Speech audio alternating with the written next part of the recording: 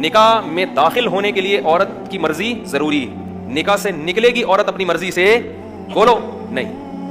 اب اس پہ لبرل لوگ اعتراض کرتے ہیں مرد کو اتنے اختیارات کیوں دیے. اس اعتراض کا کیا جواب ہے, میں ان جوابات میں ابھی نہیں جاتا. یہ ان لوگوں کے لیے جو اسلام کو مانتے نہیں ہیں.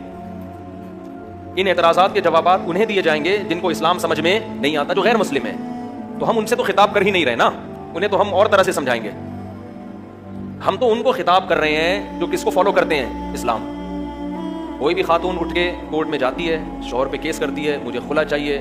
کبھی سچے الزامات ہوتے ہیں, کبھی جھوٹے الزامات ہوتے ہیں, لیکن کورٹ بہرحال پابند ہے اسے خلا کی ڈگری تھمانے پر.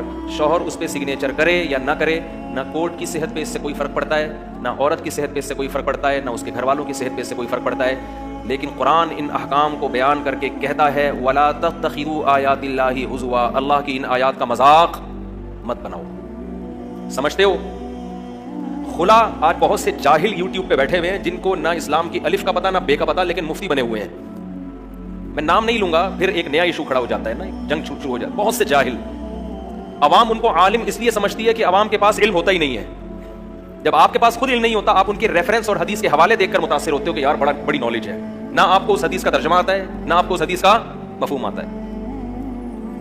بعض جاہلوں نے سورہ بقرہ کی ان آیات سے استدلال کیا ہے کہ عورت کو خلا کا حق ہے, اور سورہ بقرہ کی آیتیں میں ابھی آپ کے سامنے پڑھوں گا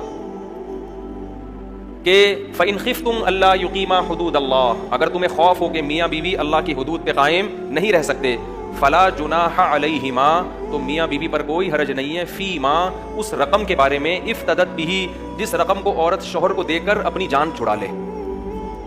اسے کیا کہا جاتا ہے؟ خلا. اس عمل کو کیا کہا جاتا ہے کہ عورت شوہر کو رقم دے اور اپنی جان چھڑا لے. یہ آیت ہے جس سے یہ کہا جاتا ہے کہ عورت کو بھی خلا کا حق ہے. یہ خوب سمجھ لیں, اس آیت کا مطلب یہ نہیں ہے کہ عورت جب چاہے شوہر کو مہر واپس کر کے اپنی مرضی سے جان چھڑا لے. پوری امت کا اجماع ہے کہ اس میں شوہر کی رضا ضروری ہے. اس کی مرضی کے بغیر وہ رقم دے کے جان نہیں چھڑا سکتی.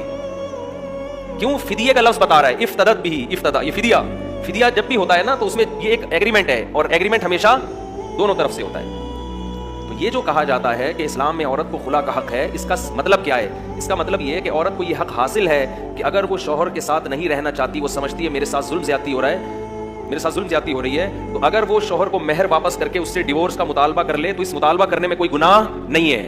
یہ مطلب ہے قرآن کی آیت کا. اور مرد کے لیے بھی جائز ہے کہ وہ مہر واپس لے کے اس کو ڈیورس دے دے یا خلا کے پیپر پہ سائن کر دے. اس صورت میں مرد کو بھی کوئی گناہ نہیں ملے گا. یہ اصل میں یہ بتایا جا رہا ہے کہ بعض مذاہب میں عورت کی طرف سے طلاق کے مطالبے کو بہت برا سمجھا جاتا تھا.